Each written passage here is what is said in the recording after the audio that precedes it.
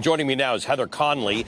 She's the president of the German Marshall Fund. She's also a former director of the Europe, Russia, and Eurasia program at the Center for Strategic and International Studies. Heather, thank you for being with us. We've spoken a lot this morning to experts and elected officials about this whole issue of Ukraine wanting a no-fly zone above Ukraine and how NATO and the West are not agreeing to that. But there is some sort of a deal that's being made that involves NATO and the United States supplying Poland with F-16 jets and Poland giving Ukraine MiG jets. Now, Ukraine had MiGs. Its pilots know how to fly MiGs. These are Russian fighter jets, and that would boost the Ukrainian air defenses. Tell me whether you know much about this and what impact you think it'll have on the fight. Well, it will potentially have significance. It will help booster the Ukrainian Air Force to be able to continue to do what they've been doing, knocking down Russian fighter jets, trying to protect major Ukrainian cities. But let's also be very clear, this move is significant. Developing a no-fly zone would require massive amount of capabilities that NATO and U.S. forces haven't yet deployed, but it would put us in direct conflict with Russia. But providing Ukraine with those fighters is also an escalation. And one thing I am concerned about, the fact that we are continuing to flow devastating equipment into Ukraine, which is the right thing to do. The Stingers are working. They're bringing down Russian aircraft. At some point, Russia is going to have to try to make a move to stop this defensive equipment from coming in. And again, this is something that NATO planners have to make sure that NATO borders, NATO members are really strong in defensive capabilities in case Russia tries to break down these defensive equipment corridors. All right, let's talk about that for a moment, because 60% of the refugees are going into Poland, about 12.5%, the second largest number, are coming here to Hungary. I'm literally 1,000 feet from the border. NATO ends at a river 1,000 feet from where I am. When you say NATO countries have to have capabilities to prevent this, if Russia tries to prevent these convoys and this equipment from coming in, what does that mean to NATO countries? Does that mean you think the Russians could hit these places? Could they attempt to do that? Would they dare to send a missile into a NATO country?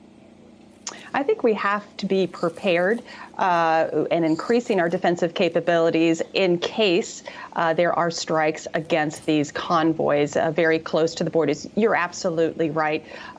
Many ways what Russia is doing with these migration waves, very similar to what they did in Syria in 2015. They're trying to destabilize Europe. But of course, we're seeing a completely different response by European countries in embracing these Ukrainian refugees as they're flowing over. But again, Mr. Putin will not be stopped. And he will, I think, increasingly take dangerous steps to try to turn fortunes around here. That's what I mean. NATO has to be prepared. Our air defenses, our capabilities. That's why the administration, in many ways, opened up this communication line with Russia several days ago. They don't want any miscalculation. They don't want any stray munitions should Russia even contemplate getting close to NATO's borders. So, again, we have to be fully prepared for what Vladimir Putin is going to do in the next hours, days, and weeks. And the more we increase support to the Ukrainian military, which, again, is the right thing to do, we have to be prepared for, potentially pushing some boundaries against NATO countries. Heather, when you look at the resistance coming from the Ukrainians, we spoke to a member of parliament about an hour ago who was speaking very proudly, as they have been, about the resistance that they have been putting up. But she said very clearly that Ukraine will fall. Ukraine cannot hold out against Russia and its military, which is many times the size, its aircraft, many times the aircraft. In the end, how do you see that balance shifting? Right now, Ukraine can delay this, but it can't stop Russia. Well, I mean, the Ukrainian defense forces, the territorial defenses, these volunteers have been absolutely magnificent, heroic, courageous. This should be a message to all of us. But the Russian strategy, and this is why they are encircling major urban centers, they're using indiscriminate bombing. They are encircling and decapitating or trying to decapitate these cities. They're starving them, literally. Water, lack of water, medicine, food. And this is why I believe they're stopping these humanitarian corridors from opening. They want to demoralize the population, make them completely terrified and dependent on a future Russian administration. But again, there's human capacities here that when towns run out of water and food and medicines, there's just the need is so great. So this is exactly a race. It's a race against Ukrainian resistance and Russia's sheer brutality.